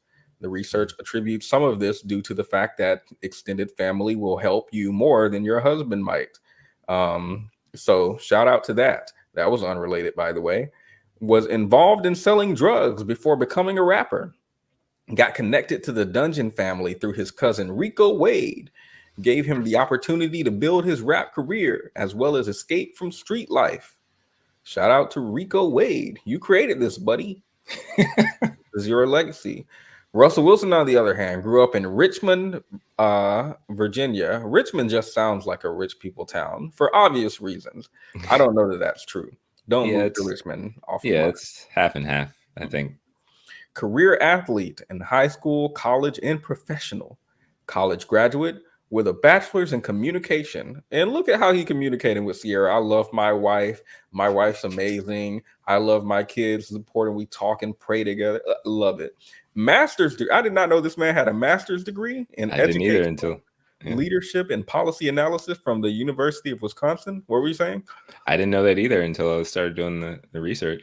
Okay, I'm learning some stuff. I didn't even know that. I thought this man was cool without all this. So we'll take whatever we can get. Parents were successful in their own right. His father was a lawyer and his mother was a nurse director. This is interesting because I just saw a TikTok. TikTok is not like sound advice. Please don't go on TikTok and use it as advice generally. But it was talking about how to date for women and asking what type of role model do you look up to and what are your parents like? So, you know, if your parent is a lawyer and a nurse director, then that might be different than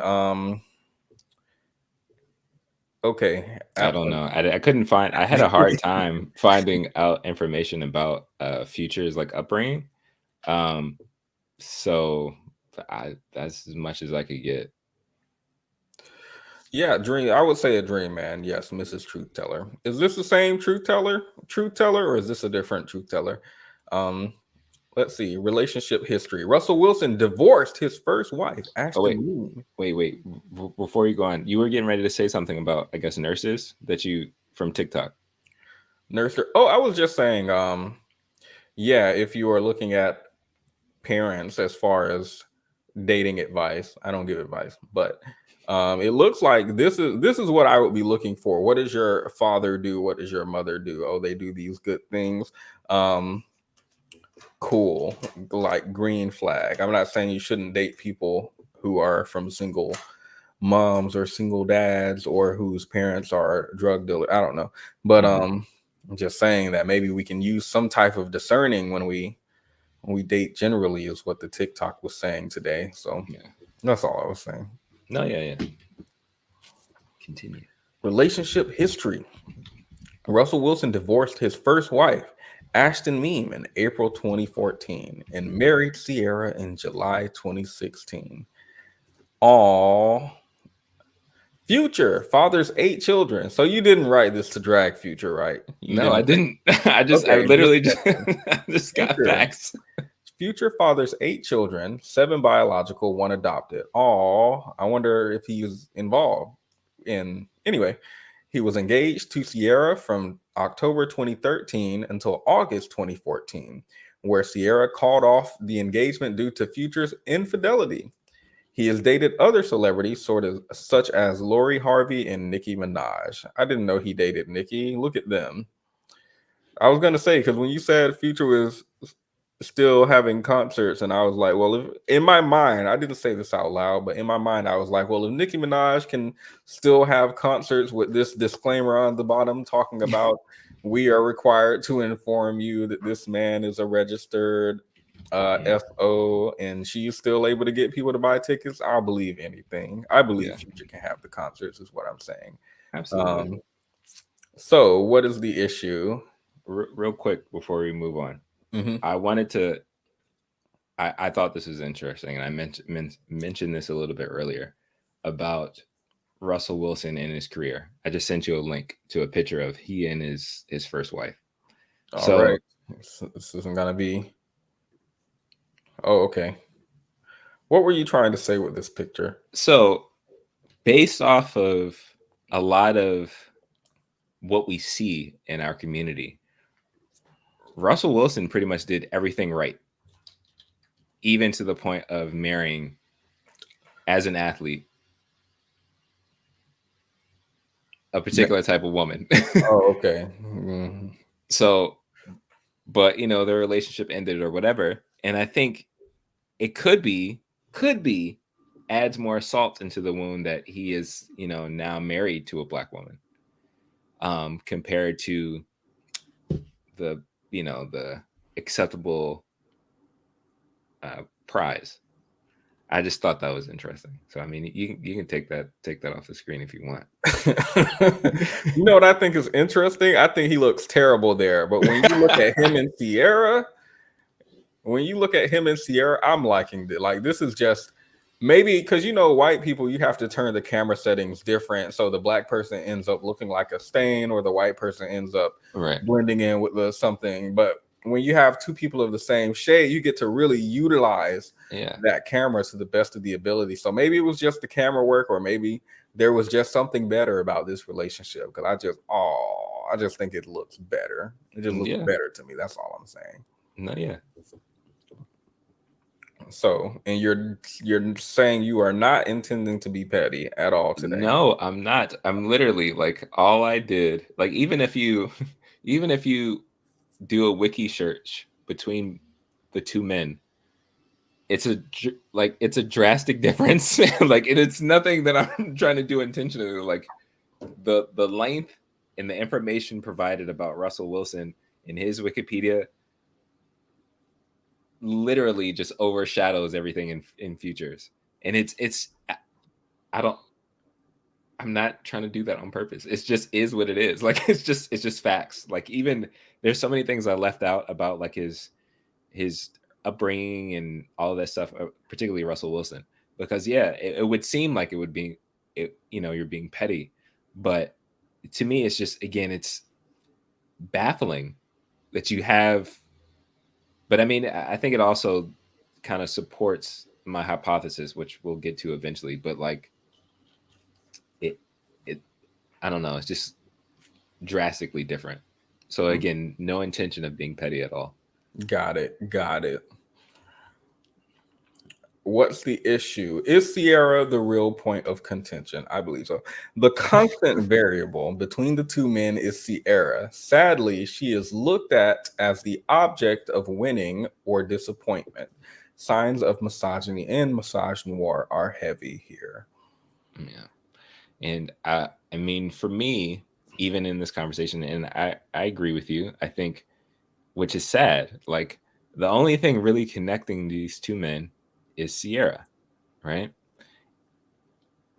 And instead of all of the other qualities, particularly like one about Future, or the qualities about Russell Wilson, this seems to be the focal point, which again, to me, I think is strange. And honestly, I don't know. I think the next slide goes into our various hypotheses, but that's the only thing constant for me. But I think it's a deeper issue. I don't think Sierra is the main thing. I think she's part of it, but I don't think she's the main thing.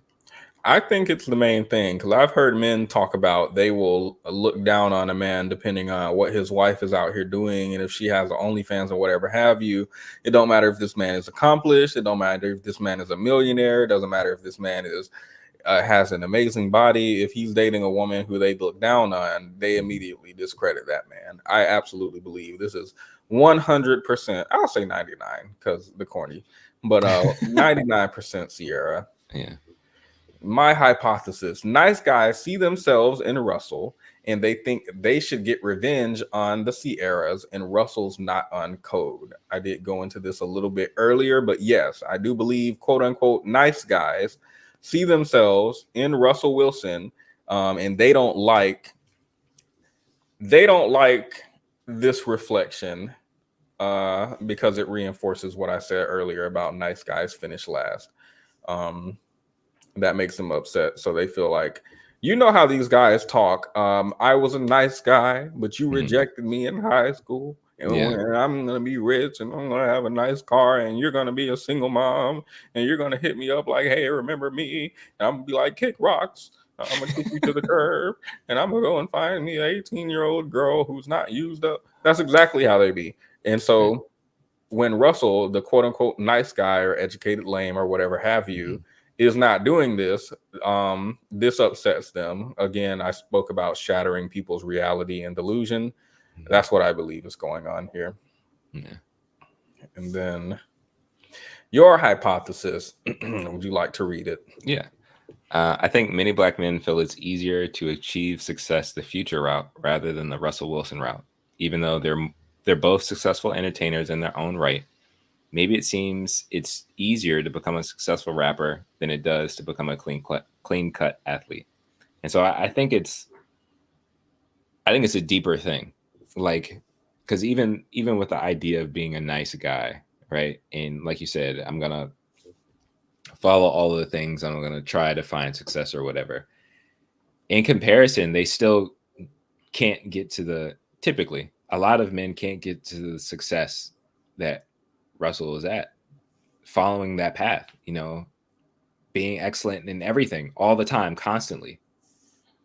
Compared to a Future, I think for some men it's like, I have a better chance of finding success if I go out, rap about ratchet things, and at least give the appearance of success.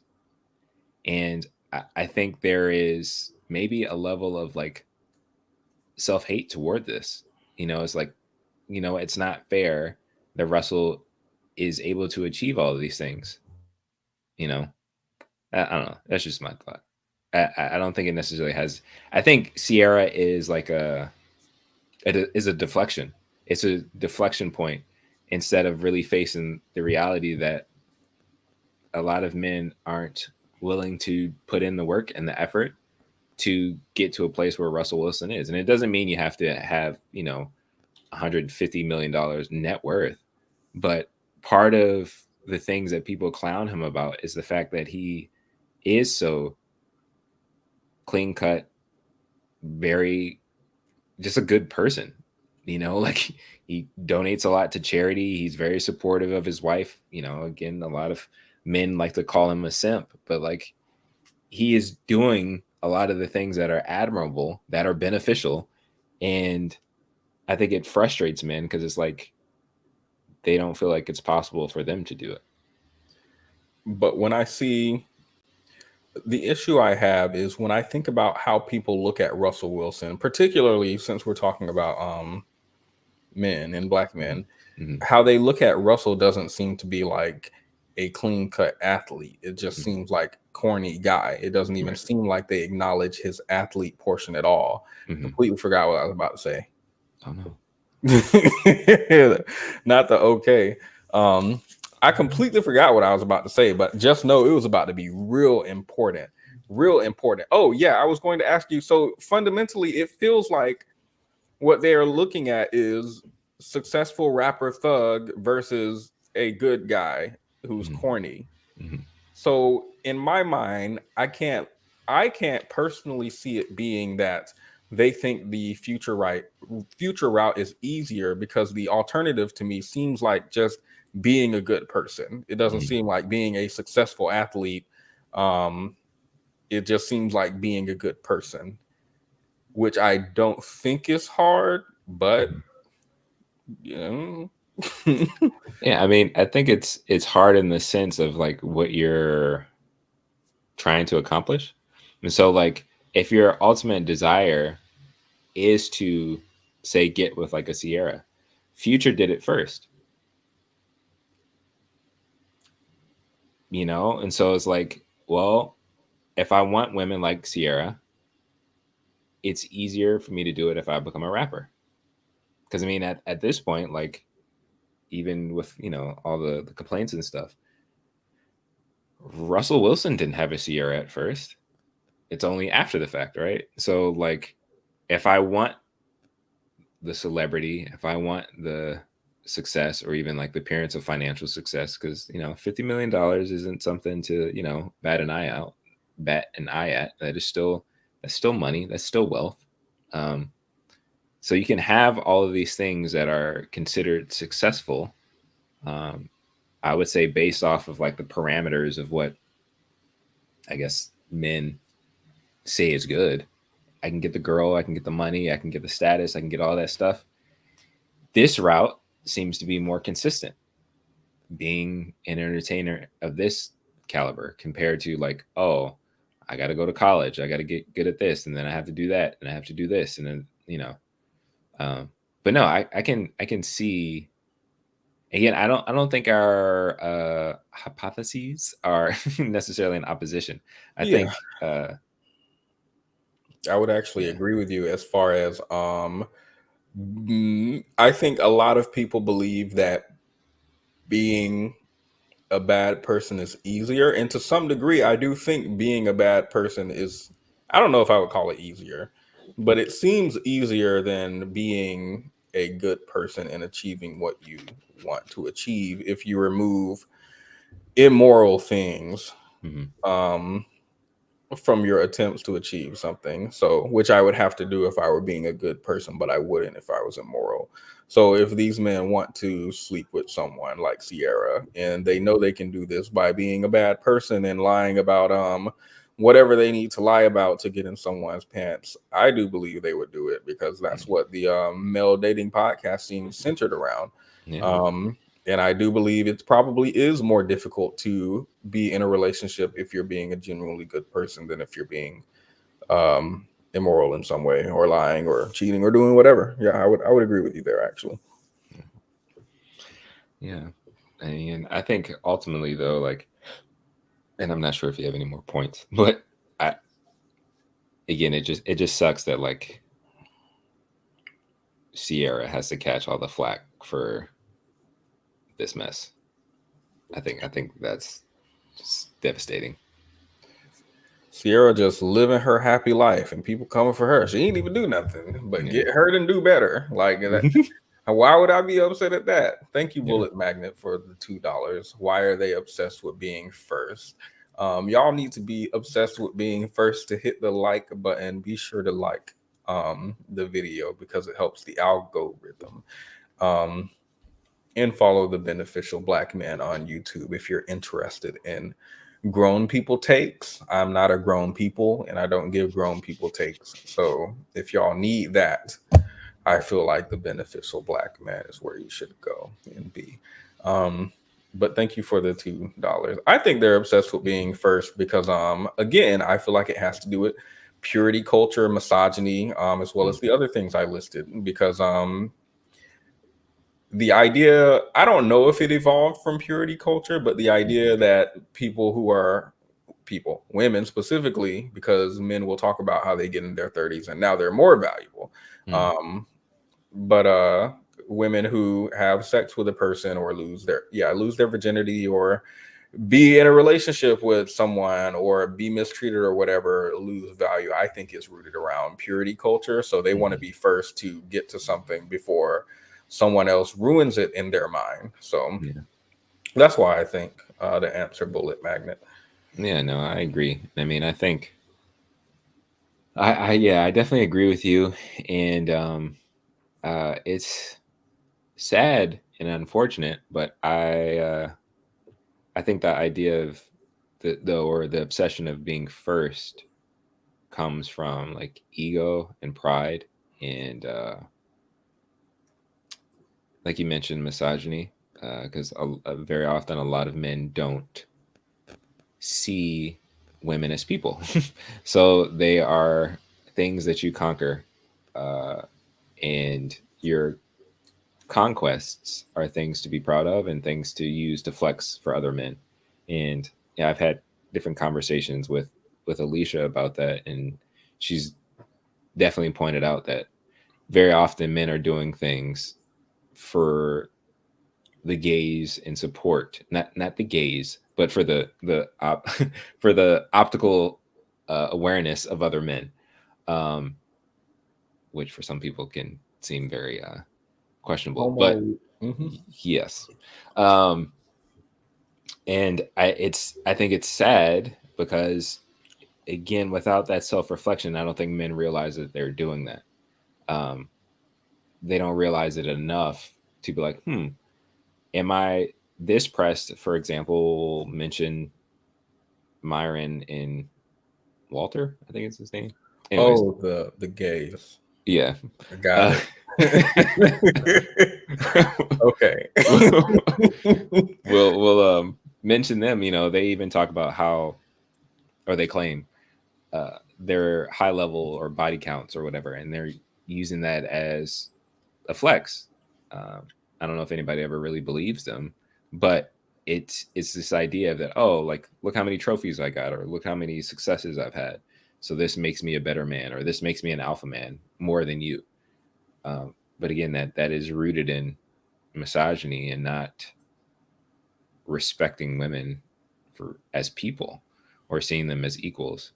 And so I think that adds to that obsession to be first, because like, oh, I won, you know, like I'm better at this, I can jump higher than you or whatever. It's an ego trip that I think a lot of men wrestle with, and it's also encouraged in our culture, especially in Western culture and American culture. Like, let me get the biggest truck, let me get the biggest whatever, I'm going to be the best at everything, even at the detriment of my community. Oh, so, yeah, I was in Texas for a while. They have big everything over there. I don't know what's going on. Hey. That must be synonymous with what you're speaking about. But I do have an important question. Do you respect women? Do I respect women? I do my best to try to respect women. Ooh, that's not the right answer. It was a yes or no question. Ooh. I accept my faults and my flaws. Okay, I mean, well, we love accountability over here. I feel like if I ask a yes or no question and you're like, well, you see, all right, wrap it up. So I will start wrapping it up at this point. I don't want to keep you for too long. It is becoming night time for me, at least. I have a bedtime still. That's good. But because you respect women intermittently, who is out looking at this hour? I don't feel like anybody uses Microsoft Outlook anymore, so I thought it might be important, but it wasn't. It was not an important email. But because you respect women, variably, you would respect critique, right? I would respect critique from women. You mean? Yeah. Yes. All right. Well, you're going to have to grapple with this because we have some critique. Vision says you two are tiptoeing around marriage, which is a central issue here. No, it's a good point. No, it's a good point. I think that is definitely crucial and critical between the two. Like, Future had the opportunity to marry Sierra, but he fumbled the bag. He messed up. Yeah, maybe he shouldn't have cheated while they were engaged. And even if even if he had the chance, I think it's good that they didn't. Yeah, no. I mean, based on his track record with his other, 7 children and other relationships, does not seem like someone you would want to be stuck with legally. So yeah. No, and I mean, I also think maybe this is the other aspect of that comment is that marriage, even in a traditional sense, I don't think is this. Well, I don't know. I think traditionally speaking, a lot of men say they want to get married, but they'd rather live like future. So on paper, they're like, yeah, I should get married. I need to get married. Getting a wife is the goal. But the deeper desire is like, no, I actually want to just keep frolicking out here, sowing my royal oats and living like a rock star. Yeah, they talk about cheating in a marriage only for the man, but for the woman, she's loyal. I've seen all types of conversations online that have me questioning I feel like women conversing about things online and men conversing generally seems to be different, especially when it comes Absolutely. around dating. So Yeah. I'm seeing all types of mess. Agreed. Yeah. Agreed. Absolutely agreed. Yeah. Okay. One last one last thought on that, and even in the marriage thing, is that as you were saying earlier about like the nice guys being upset that like Russell Wilson's not on code, even with the typical manosphere ideas, Russell Wilson, since he is a high value man, he should be cheating on his wife, but he's obsessed with her. Like he's obsessed with her, committed to her, and loves her deeply. So even that is like messes up their paradigm, messes up their understanding of how men should work. Yeah, they call that simping now or something. Loving your wife. What? With that being said, I think that was well said, by the way. Completely agree. Thank you everyone for watching. I'm gonna play my outro in case you want to stay for a brief after show, because I have something that I do think is important to show. But be sure to leave a like, guys, and subscribe if you haven't already, because 29% of y'all aren't subscribed. I can actually see. I'm gonna bring it up on screen. Let me play this so I can get this up on screen real quick.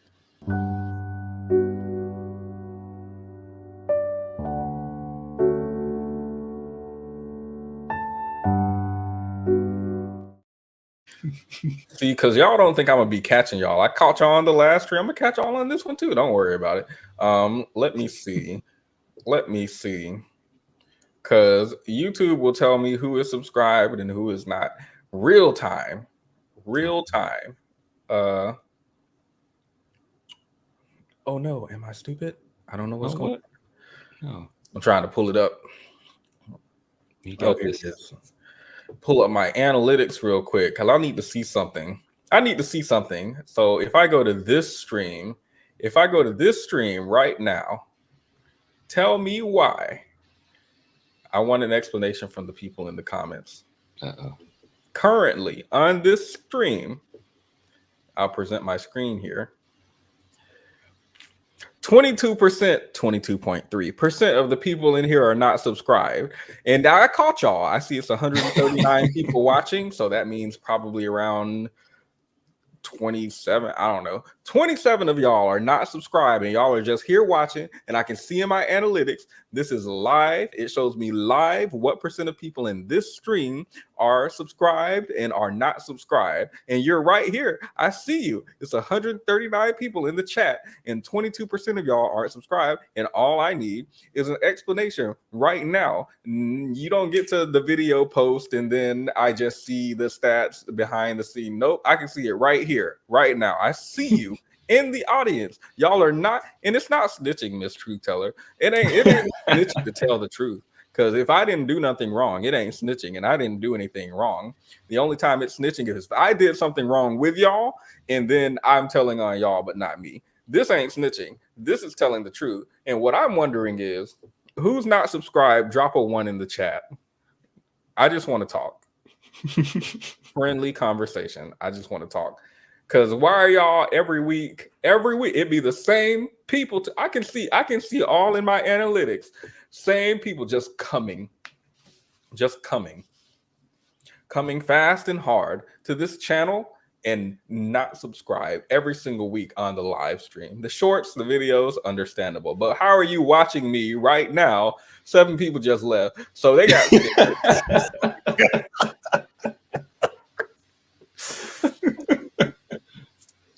But that's all I had. I just wanted to call out my haters because KMC, click the link. Oh no. Click the link, please. I'm just saying, hit the subscribe button. If you're gonna be, I'm just saying, if you're gonna be here every week, I see y'all every week, but not subscribe, just stealing from my mouth. Are they not satisfied with the high quality content that you put out? Like, I don't. Please speak about people who put the ones. Please speak about your grievances. This is a safe space. We just want to talk. Come outside. We just want to talk. Do you have any final thoughts while I find what I was looking for? I think this is. I mean, it's related to this topic. I think it is concerning to me that within our community there is such an obsession for not good things that kind of bothers me. Like the fact that whether in this dynamic with Future versus Russell Wilson and Russell Wilson and Sierra, it is just disheartening that, particularly for the men of our community, that they're so much more interested in mimicking Future, even though there is such a great example of success that is kind of just ignored. It really bothers me, and I wish we can get to like the root of it to kind of help brothers like commit to better things rather than degenerate things or whatever. I don't know. No, that was perfect. And I'll add, when was the last time that you heard men collectively say, right? Because I want to point out the gender aspect of this and I want to emphasize it. When was the last time you heard men collectively say, any man who sleeps around with a bunch of girls, his wee-wee shrivels up, or some rumor, right? That would be the equivalent of a girl becoming loose. Or when was the last time you heard men say, oh, if a man is abused by a woman, he doesn't deserve to date a good girl after? Because there are viral clips, including one from Kevin Samuels, who was talking to some lady, for example, who said, she's looking for, they come on the show and this is my dress size and I'm looking for a man who makes this much and is handsome and blah, blah, blah. And he spoke about, who's your baby daddy, since she's a single mom. And she was like, well, he's in jail. So I can't get back with him, or blah, blah, blah, blah, blah. And Kevin's like, well, that's the highest you can do. That's the highest you deserve. You don't deserve more than that. Your baby daddy's in jail. That's the highest you get. You don't get to desire more after that.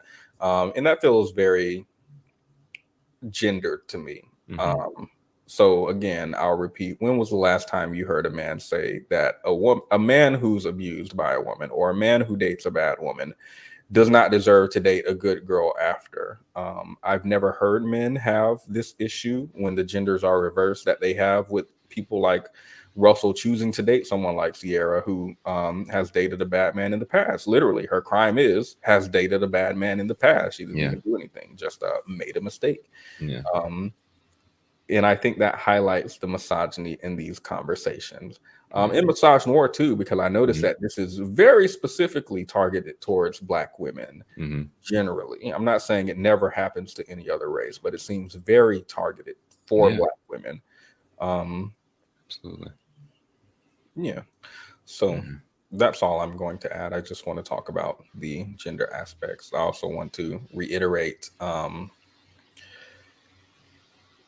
That's stupid. That's just stupid. What do you mean? Oh, I dated a felon, but I don't want to date a felon anymore. I would like to date a good citizen of society. Oh no, you have to date felons from now on because that's your first boyfriend. What are you talking about? That's ridiculous. That is stupid. Oh, I made a mistake. Let me continue making mistakes for the rest of my life now that I made that one. That's dumb. So that's all I'm gonna say. It's bogus. No, I agree. And I mean, I think even I think even with that that kind of perspective, you can tell for those who share with Kevin Samuel's ideology about that, you don't actually care about people and you don't care about community, because you would hope that if a woman was in a bad situation, that she should be doing something that's better for herself, and if she does have children, that's better for her children. But a lot of that perspective and those ideas and those beliefs are so deeply bound to ego and pride that they can't support growth even for their own community. It's kind of like, well, it's very, very fixed mindset, which is detrimental to the whole, and it's just not good. Agreed. With that being said, are you ready for our final meme of the day? Let's do it. Do you want to go with, there's one about Mexican corn, there's one about I lost it. Well, there's one about Mexican corn. Well, I mean, if there's only one choice, I guess that's what we got to do. Where's the other? Oh, the one about Rosa Parks. People put together some footage of Rosa Parks and they actually put it in color, since a lot of people look at things in black and white.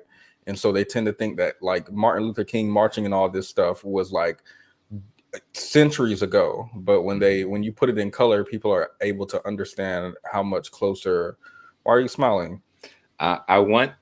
Okay, so is this Rosa Parks meme? Is it? Oh, it's not a meme. It's just color footage of Rosa Parks. Okay, I just don't want. I think I think if I'm correct, we're wrapping up Women's History Month. So I don't want anything disrespectful towards Rosa Parks or women in general. So if I just want to be safe and sure that you're not wrapping out the month. I can't promise that. I'll let y'all put a 1 in the chat if y'all think it's okay, and a 2 if it's not. I don't know if it would be considered disrespectful. Okay. Yeah, I guess we'll let the chat decide. Or a 2 if you don't want to. While we wait. I love you. Delete. It turns into copyright music, so. Anywho, have you guys decided? My mom told my brother to stay out the cabinets, and he didn't listen, so she did this.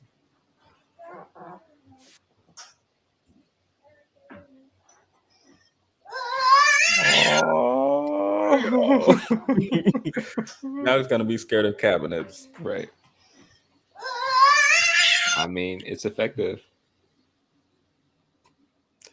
Well, I really wanted to see Rosa Parks. Y'all are saying no, so we can look at the corn.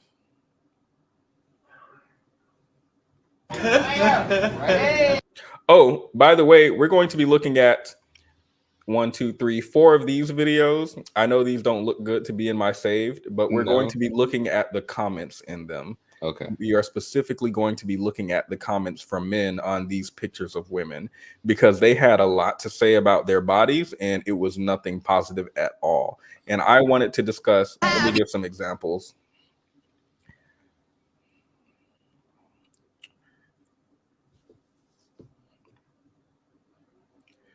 Oh, they're all gone. Okay. Is it they're gone?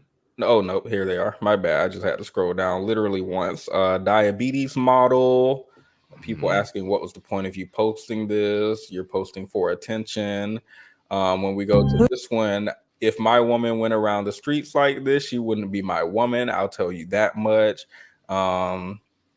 Why someone asked why are all the men here being negative and sassy, and they were being sassy. This man says, okay, I'm not impressed.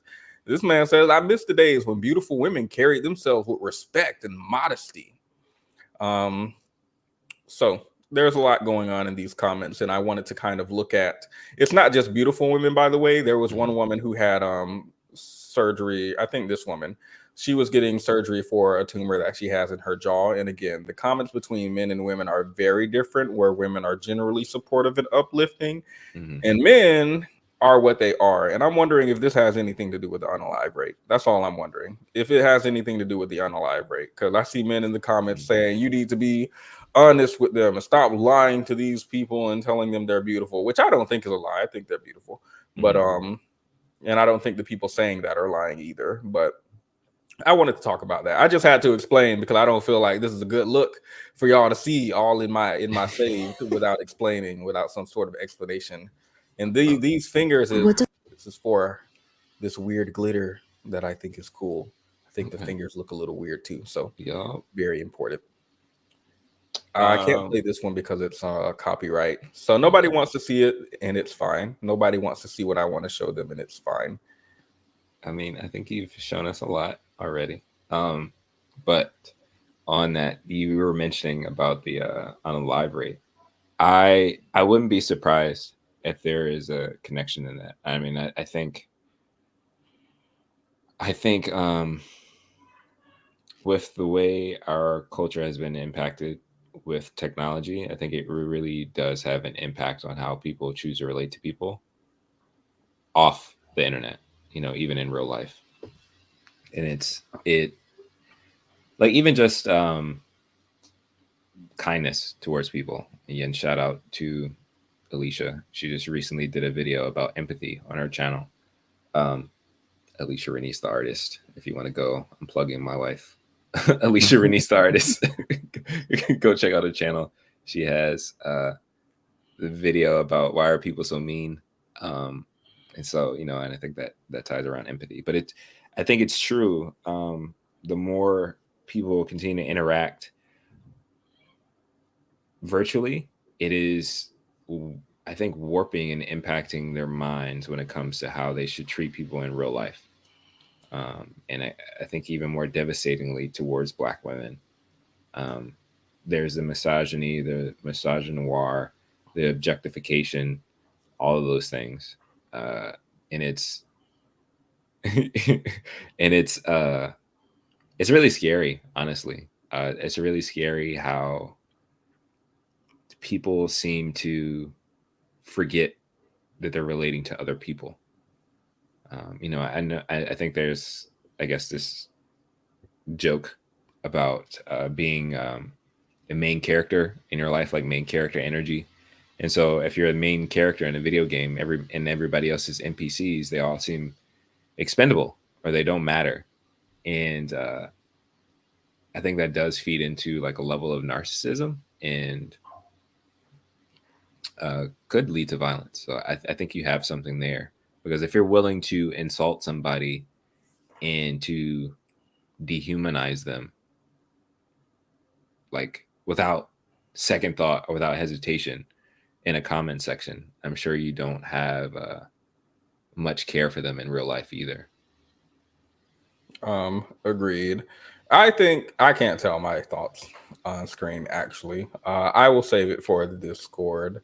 I will save it for the Discord. I can't say my thoughts publicly about this, actually, because I feel like it's really bad.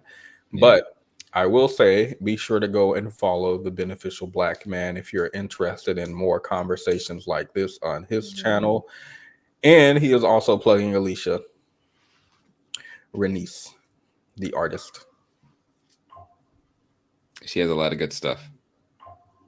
Yeah. With that being said, be sure to leave a like if you haven't already. Subscribe if you don't want to be called out in the next video. I'm about to start pulling out names. That's what I'm about to do. I'm about to start pulling out names because that's what I feel like I need to do. Because I can also see who's subscribed to me. And so I can run through here and see who this person is who be coming to every single live stream but don't subscribe. All 22% of y'all. Anyway, yeah. So thank you for joining us. You can stay in the back if you want to. And everyone else, have a good night.